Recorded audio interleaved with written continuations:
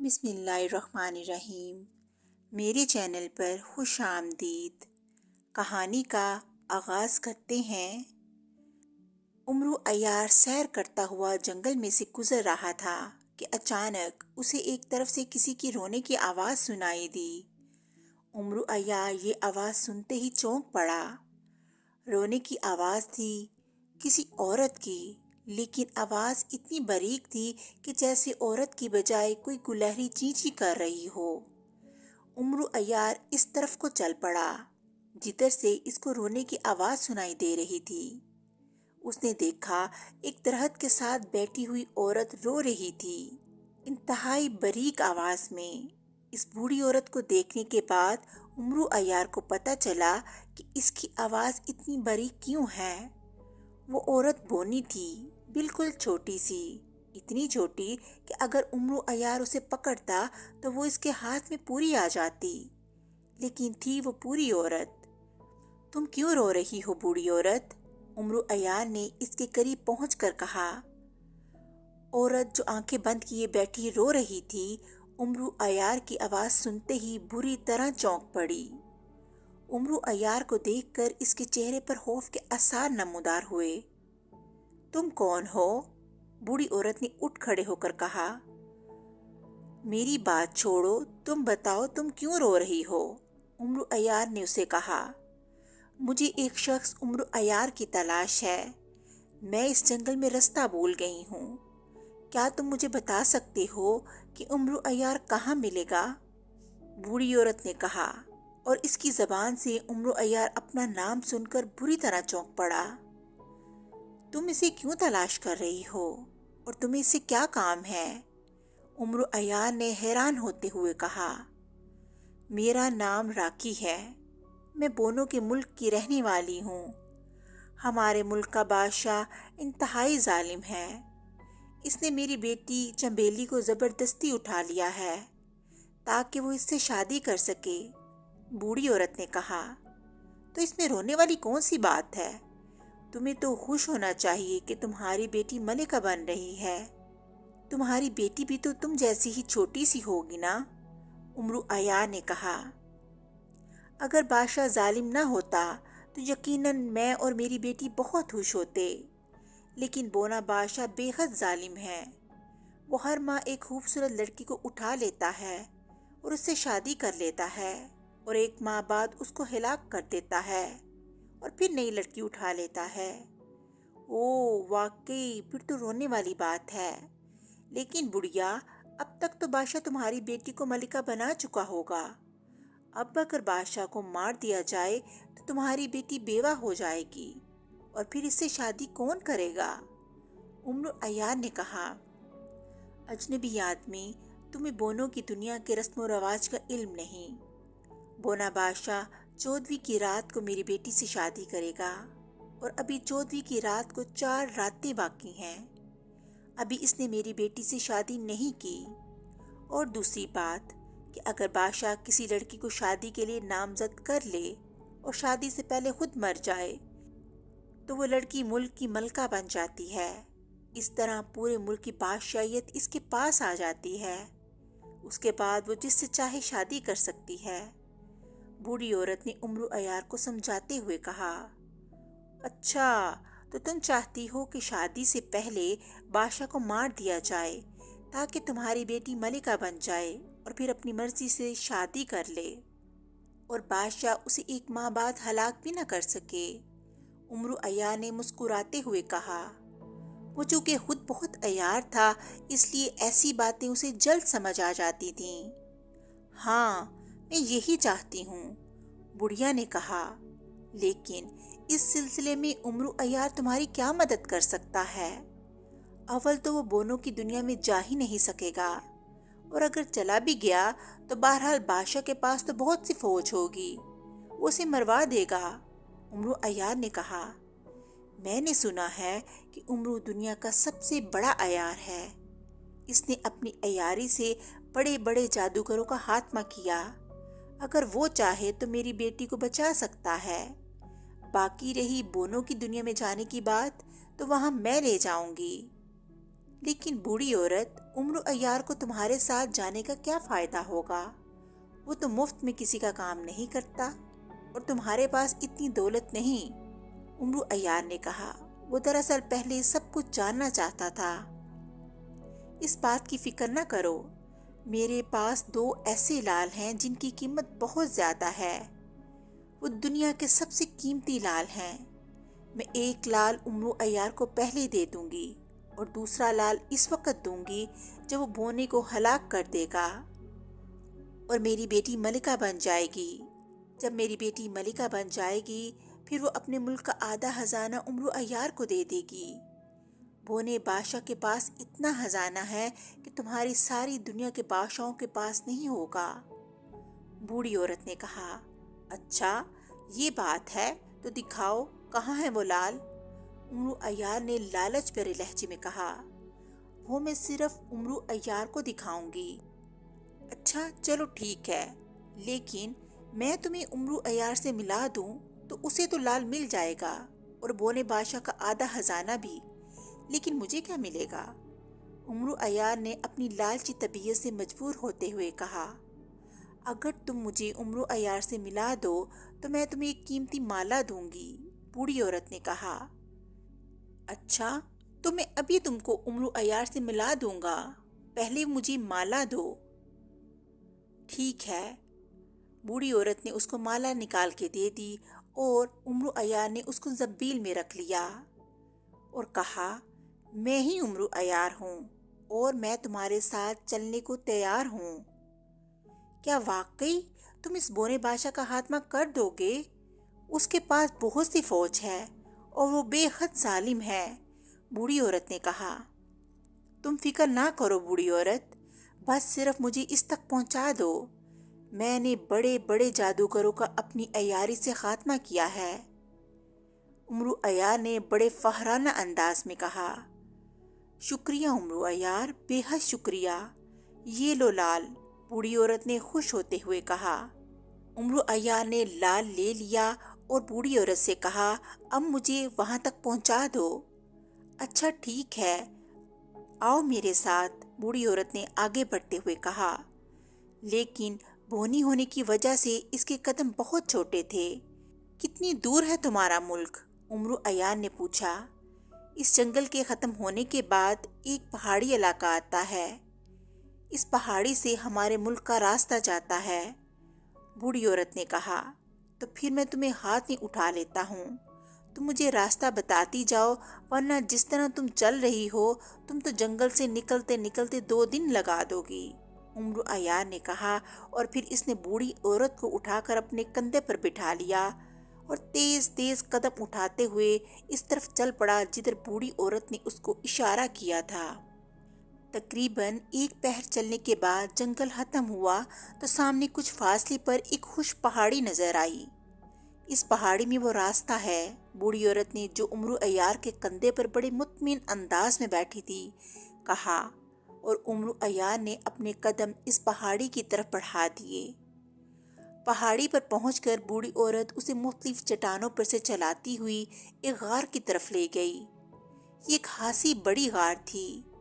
عمرو عیار بوڑھی عورت کے کہنے پر اس غار میں داخل ہو گیا، لیکن غار تھوڑی دور جا کر بند ہو گئی۔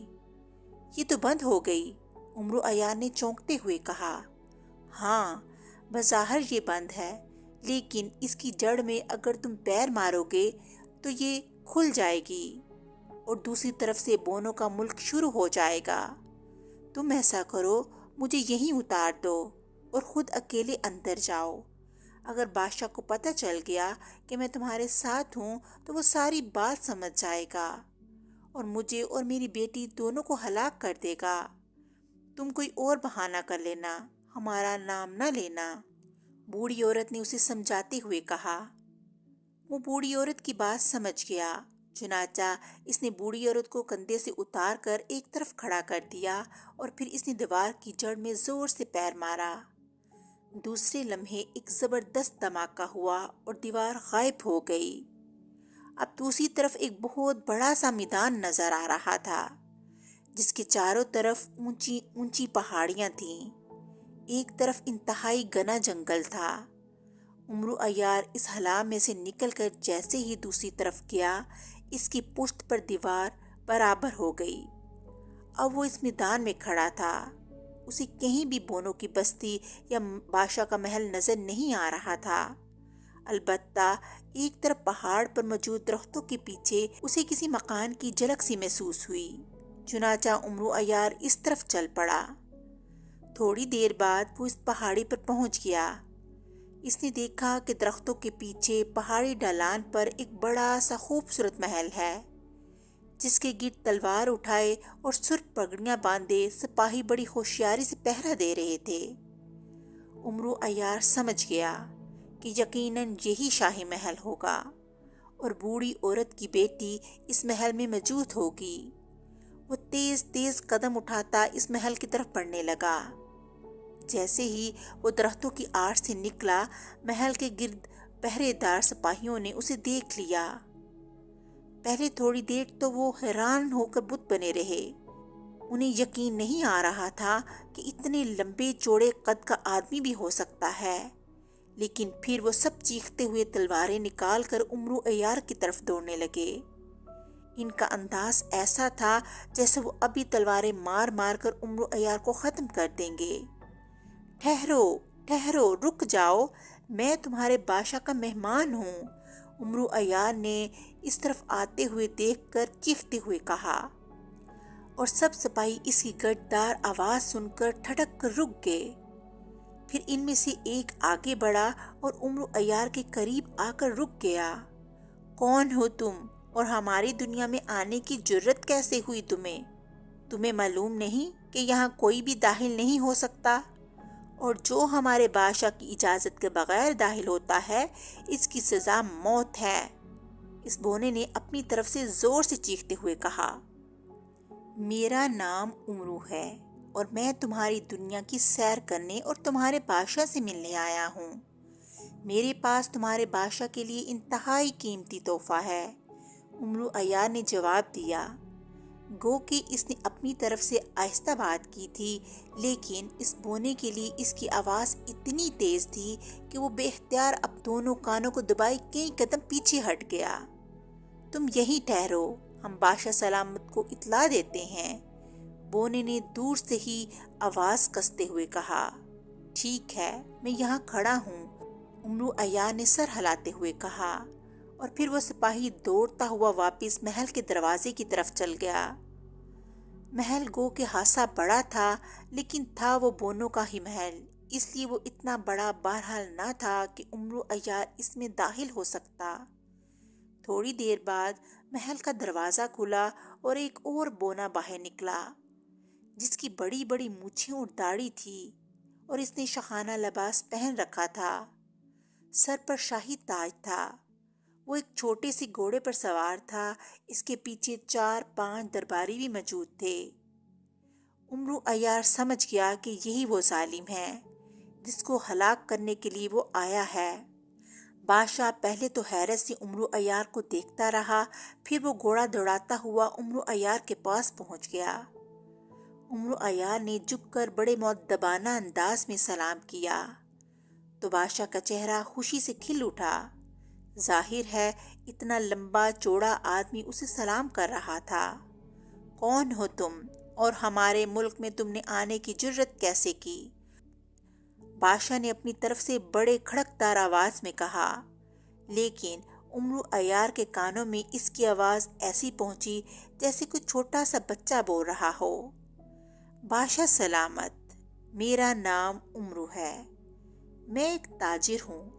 मुझे बताया गया था कि आप बेहद रहम दिल और सही हैं और इन लोगों की कदर करते हैं जो आपको कीमती तोहफे देते हैं। इसलिए मैं सैर करने यहाँ आया हूँ और मेरे पास आपके लिए कीमती तोहफा है, उमरू अय्यार ने आहिस्ता से कहा। हाँ, तुमने ठीक सुना है उमरू कि हम इंतहाई रहमदिल हैं और वाकई हम इस आदमी की कदर करते हैं जो हमें तोहफे देता है। बोलो, कौन सा तोहफा लेकर आए हो हमारे लिए? बादशाह ने खुश होते हुए कहा और उमरू अय्यार ने जंबील में हाथ डाला और एक 6 कोनों वाला हीरा निकाला। ये 6 कोने वाला हीरा दुनिया का नायाब तरीन हीरा था और उम्र अय्यार को अपनी जान से ज्यादा अजीज था। लेकिन उसे मालूम था कि आखिरकार इसने इस बादशाह को हलाक कर देना है और आधे खजाने के साथ साथ ये हीरा भी वापस आ जाएगा।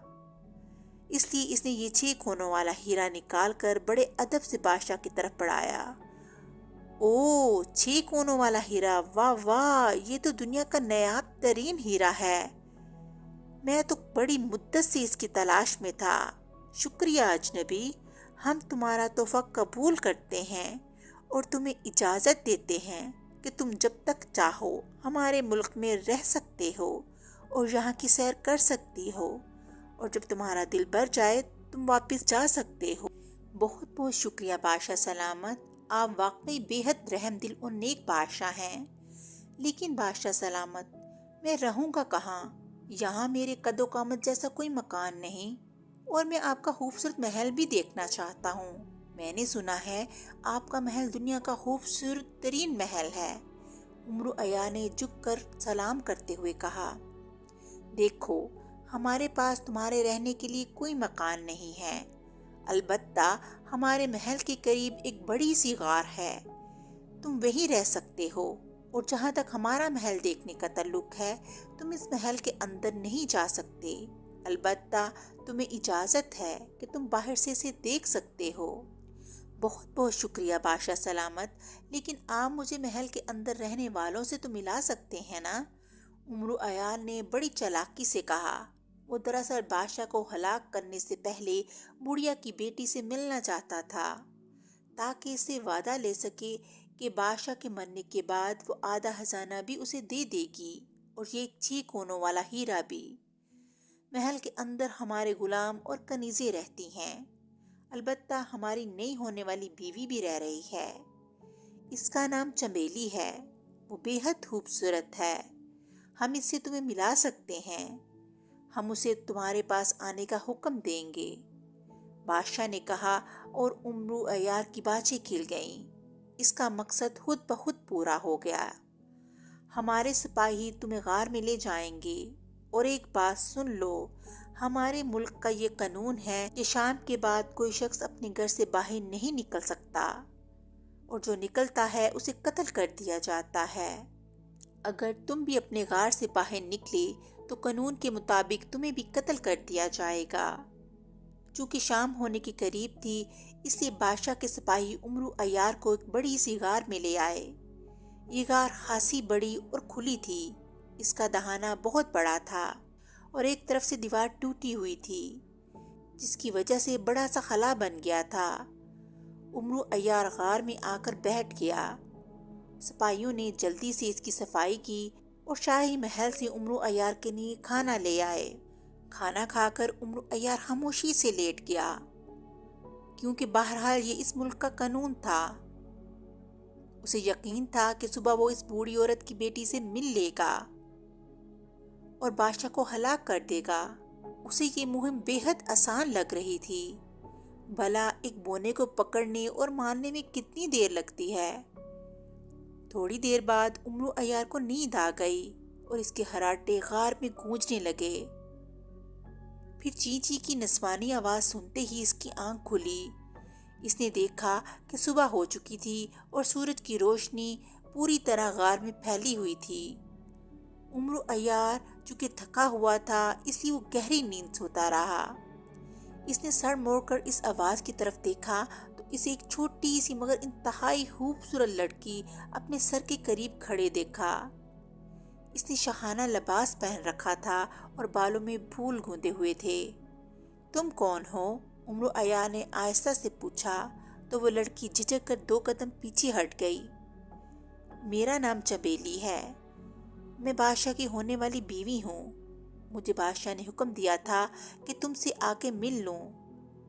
तुम कितने लंबे चौड़े और बड़े हो। चमेली की बारीक सी आवाज सुनाई दी। तुम इस बूढ़ी औरत राखी की बेटी हो? उम्र अय्यार ने पूछा। हाँ हाँ, मैं राखी की बेटी हूँ। तुम इसे कैसे जानते हो? चमेली ने उसी तरह बारीक सी आवाज में कहा।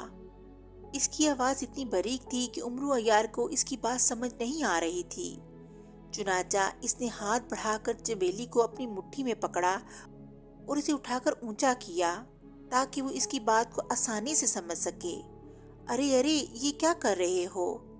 چنبیلی نے بری طرح گھبراتے ہوئے کہا۔ صبر کرو، میں تمہیں کھا نہیں جاؤں گا، میں تم سے بات کرنا چاہتا ہوں۔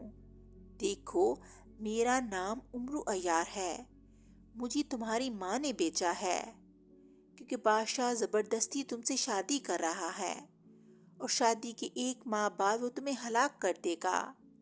اس لیے تمہاری ماں نے کہا ہے کہ اگر شادی سے پہلے میں بونے بادشاہ کو ہلاک کر دوں اور تم ملکہ بن جاؤ گی اور پھر تم مجھے بادشاہ کا آدھا خزانہ دو گی، اور تمہاری بوڑھی ماں نے مجھے انعام کے طور پر ایک لال بھی دیا ہے۔ امرو عیار نے اپنی آواز کو آہستہ کرتے ہوئے کہا تاکہ چنبیلی اسے آسانی سے سن سکے۔ اوہ، تو تم امرو عیار ہو؟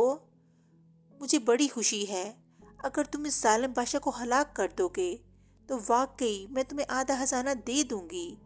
چنبیلی نے خوشی سے چیختے ہوئے کہا۔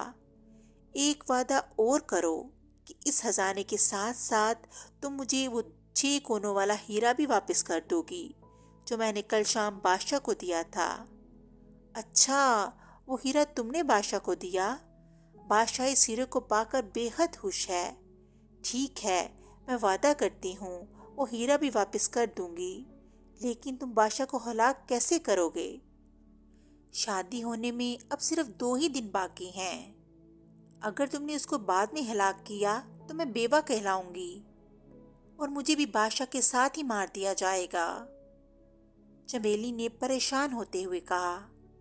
اس بونے کو مارنے میں کون سی دیر لگتی ہے؟ میں ابھی اسے بلا کر پکڑوں گا، اس کی گردن مروڑ دوں گا، بس وہ مر جائے گا۔ امرو عیار نے منہ بناتے ہوئے جواب دیا۔ ارے، تو تمہیں میری ماں نے یہ نہیں بتایا کہ بونا بادشاہ اس کو کیسے مارا جاتا ہے؟ سنو امرو، بونوں میں سے جو بادشاہ بنتا ہے وہ جادوگروں کی طرح اپنی روح کو کسی جگہ چھپا دیتا ہے، اور جب تک اس روح کو نہ مارا جائے بونا بادشاہ نہیں مر سکتا۔ چنبیلی نے کہا۔ ارے واقعی، مجھے تو اس بات کا علم نہ تھا۔ پھر جلدی سے بتاؤ، اس بونے بادشاہ کی روح کہاں ہے؟ امرو عیار نے پریشان لہجے میں کہا۔ یہ ایک نئی بات تھی جس کا اسے پہلے علم نہ تھا۔ وہ تو یہی سمجھ رہا تھا کہ بس گردن مروڑ کر بادشاہ کو مار ڈالے گا۔ کہانی کا بقیہ حصہ اگلی قسط میں سنایا جائے گا۔ تب تک کے لیے اللہ حافظ۔